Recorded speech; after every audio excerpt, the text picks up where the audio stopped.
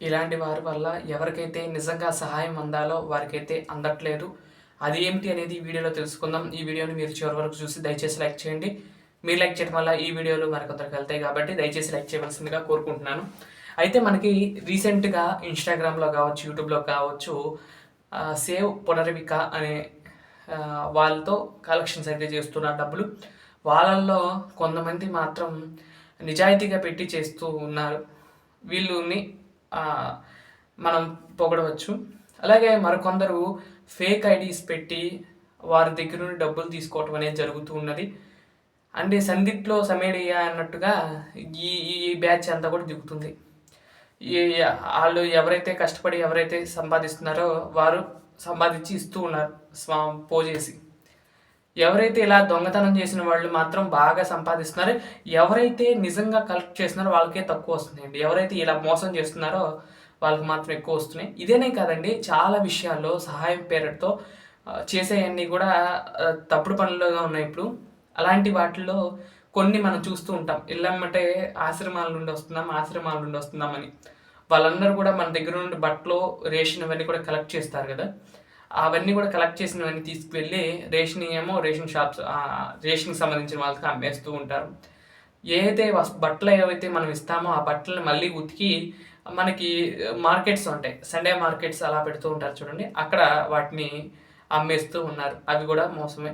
నిజంగా ఎవరైతే ఈ యొక్క సహాయం అందాలి అని పోరాడుతూ చేస్తున్నారో వారికి మాత్రం ఈ డబ్బులు మాత్రం వాళ్ళకి ఉపయోగపడట్లేదనేది నా ఉద్దేశం అది. మీరు గనక ఎవరైనా మన ఛానల్ చూస్తున్న వారు నిజాయితీగా ఎవరైతే ఉన్నారో వారికి తప్పకుండా సహాయం చేయవలసిందిగా నేను కోరుకుంటున్నాను. అంటే ఇప్పుడు ఈ యొక్క కలియుగం అంటేనే ఇలాంటి అన్నీ కూడా ఎన్నో చూడాల్సి వస్తుంది అని చెప్తూ ఉన్నారు. వాటిలో ఇదొకటి ప్రత్యేకంగా. అంటే హెల్పింగ్ కోసం అని మనీ కలెక్ట్ చేయటం, తీరా ఆ యొక్క కలెక్ట్ చేసిన తర్వాత ఆ అమౌంట్‌ని వీళ్ళే మింగేయటం అనేది కొన్ని చోట్ల జరుగుతాయి. అంటే అందరూ అట్లా చేస్తున్నారని కాదు కానీ కొంతమంది మరి దేనికి చేస్తున్నారో తెలియదు కానీ అట్లా అయితే చేస్తున్నారండి. అది చాలా తప్పు. ఆ పాప కోసం ఎంతోమంది కష్టపడి ఇస్తూ ఉన్నారు. వాళ్ళు ఆ పిల్ల మొహమన్నా చూసి మనం పాప మొహమన్నా చూసి వారు ఎవరైతే మోసం చేస్తున్నారో వారన్నా కొంచెం మారి వారు కూడా ఇస్తే బాగుంటుందని నేను అనుకుంటున్నాను. వారు మనసు కూడా మారాలని నేను కోరుకుంటూ ఉన్నాను.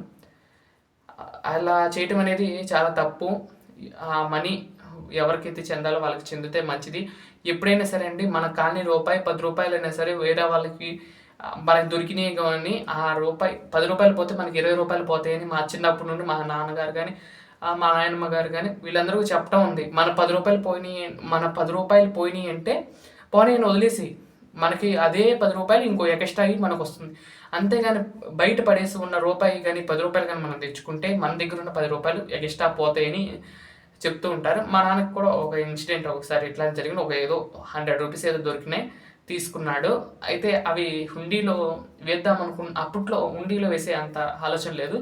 అయితే 100 రూపీస్ తీసుకున్న, జేబులో పెట్టుకున్న. తర్వాత ఎట్లానో కానీ 200 పోయినాయండి.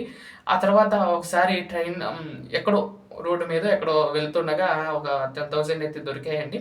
దొరికిన తర్వాత ఒక్కసారి మన జీవితంలో మనం ఒక్కసారి అది స్ఫురణకు వచ్చిన తర్వాత, మనకు అనుభవంలోకి వచ్చిన తర్వాత మళ్ళీ ఆ తప్పు ఎప్పుడు మనం చేయకూడదు కాబట్టి మా నాన్న ఏం చేశారంటే ఆ డబ్బులు తీసుకువెళ్ళి అక్కడ దగ్గరలో ఉన్న ఆలయంలో ఆ 10,000 రూపాయలు కూడా ఆ స్వామివారికి అయితే వేయటం అనేది జరిగింది. ఇప్పటికీ కూడా అండి ఎక్కడైనా నాకు 10 రూపాయలు దొరికినా, ఒక 40 రూపాయలు దొరికినా కూడా ఆ మనీని ఏం చేస్తానంటే కనుక ఆ మనీని తీసుకొచ్చేసి నేను ఇక్కడ స్వామివారి యొక్క కైంకర్యం కోసం వాడుతూ ఉంటాను. ఎక్కడో ఆలయాల్లో ఇచ్చినా కూడా పర్వాలేదు. నేనైతే నాకు స్వామివారికి సంబంధించినవి చేసుకుంటాను కాబట్టి అక్కడ రూపాయి దొరికినా కూడా తీసుకొచ్చి వెంకటేశ్వర స్వామి దగ్గర పెట్టేస్తారు. ఆ రూపాయితో ఏదో ఒక పని చేసుకుంటూ ఆ స్వామివారికి సంబంధించినవి కొంటూ ఉంటానుగా నేను వాటిలో వేసేసి ఇవి ఇచ్చేస్తూ ఉంటాను.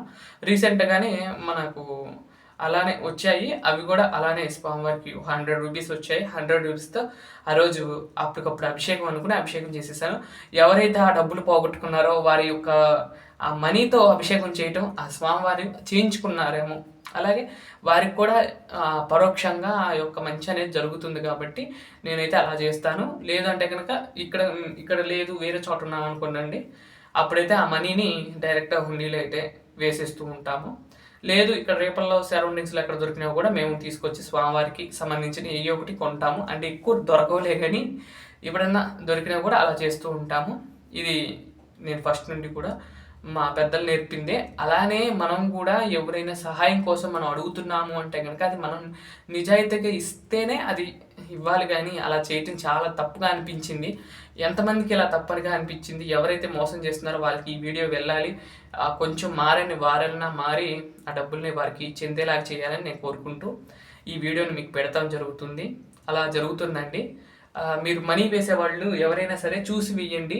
ఒక 100 రూపీస్ అయినా, ఒక 1000 రూపాయలు వేసినా కూడా ఎవరైతే నమ్మకంగా ఉందో, లేదంటే డైరెక్ట్‌గా వాళ్ళ అకౌంట్ ఎవరైనా ఉంటే వాళ్ళకి వేసేసేయండి. కానీ ఇట్లా ఎవరు పడితే వాళ్ళకి వేయకండి. వేసినట్లయితే మన మనీ పోవటం కాదండి. అక్కడ ఎవరికైతే నిజాయంగా మనం 100 రూపీస్ ఇచ్చామనుకోండి, ఆ 100 రూపీస్ నిజాయితీగా వెళ్తే అదొక ఆనందం. అదే ఎవరో చేతికి వెళ్తే కొంచెం డిసప్పాయింట్ అవుతుంది కదండీ! అందుకని నేనేం చెప్తున్నానంటే, మనం వేసే 100 రూపీస్ కావచ్చు, ఒక 10 రూపీస్ కావచ్చు, ఆ 10 రూపీస్ కూడా వారి అకౌంట్‌కే వేస్తే మంచిదని నేను భావిస్తున్నాను. ఎవరైనా మనీ అలా సహాయం చేయాలి అనుకుంటే గనక డైరెక్ట్‌గా వెళ్ళండి, వేయండి. అలాగే ఎల్లంటే వచ్చే ఆశ్రమాల నుండి వచ్చే వాళ్ళకి కూడా నమ్మకం ఉంటేనే వెయ్యండి. ఆ యొక్క ఫౌండేషన్‌కి ఫోన్ చేసి లేదా అడిగి కనుక్కొని వేయండి. అంతేగాని అంటే ఏదో వేసుకొచ్చేసారు, బ్యానర్ లేదు, ఏం లేదు, అనాథాశ్రమానికి ఇస్తున్నామని చెప్పి తీసుకురావటం, ఆ మనీని వేసుకెళ్ళటం అనేది అనాథాశ్రమం వాళ్ళు ఎప్పుడు కూడా ఎవరిని నాకు తెలిసి